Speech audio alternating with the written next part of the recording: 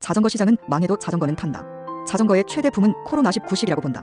혼자서 자유롭게 탈 수 있는 자전거는 그야말로 최고의 운동수단이 될 수 있었던 것이다. 그러나 포스트 코로나 시기가 되면서 자전거는 더 이상 그만큼의 인기를 얻기 힘들어졌다.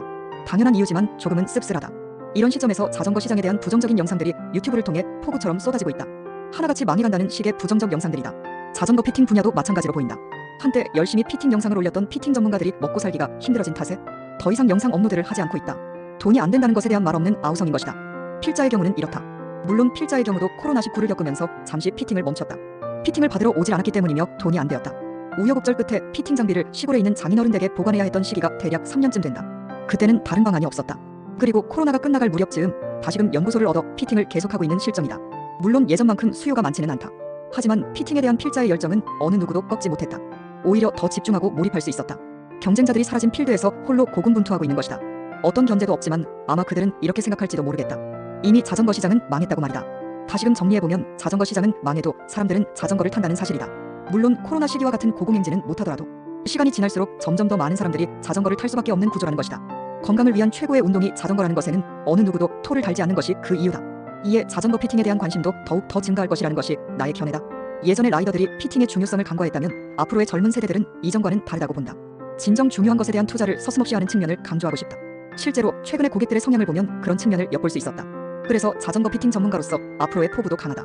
평생을 자전거와 함께한 삶이다.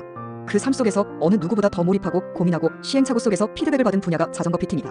만약 정답이 있어서 어느 정점에서 더 이상 고민할 필요가 없었다면 자전거 피팅은 지금쯤 나의 관심 밖에 있었을지도 모른다. 하지만 자전거 피팅의 영역은 심오하다. 그리고 정답이 없다. 그래서 몰입하고 또 몰입할 수 있는 것이다. 마치 우리들 인생과도 같다. 잡힐 듯 하면서 잡히지 않는 그런 것이다. 하지만 그 과정 속에서도 전문가와 비전문가의 구분이 가능하고 그 효과도 가늠할 수 있는 것이 자전거 피팅이라는 것이다. 최근에는 첨단 과학의 힘을 빌어 자전거 피팅도 AI 피팅에까지 이르렀다. 비약적인 발전을 과학과 함께하는 것에는 박수를 보낸다. 그러나 전적으로 과학에 의존하는 자전거 피팅은 분명 한계가 있다는 것을 잘 알아야 할 것이다. 자전거 피팅에서 라이더의 심리가 작용하는 부분 때문이다. 역학적인 데이터 기반의 과학만이 다가 아니라는 것이다. 라이더의 개별적 심리까지 반영하면서 피팅이 이루어져야 하기에 그렇다. 그런 측면에서 과학 심리의 복합적 작용을 통합적으로 조율하면서 이루어지는 피팅이야말로 전문가 피팅이 아닐까 한다. 또한 피팅에는 직접 느끼고 경험한 부분에 대한 피드백도 무척 중요하다. 따라서 역학을 공부한 과학자가 피팅을 잘할 수도 없는 것이고 사이클 선수 출신이라는 경험을 내세운 명함만으로도 피팅을 잘할 수 없는 것이다. 필자가 자주 하는 말로 종합적인 접근이 중요한 분야가 바로 자전거 피팅이고 그런 특성 때문에 남다른 매력이 있는 것이다. 그래서 당장의 대가보다는 먼 미래를 내다보고 접근하고 싶다. 지금까지 어느 누구보다 더 많은 관심과 몰입, 시행착오를 겪은 나다. 그래서 조금씩 더 나아갈 것이다. 안개 속을 헤쳐나가는 심정이지만 그 끝에는 내가 진정 원하는 그곳이 있다는 확신 때문이다. 묵묵히 나아가자. 그리고 또 한 걸음 더 나아가자.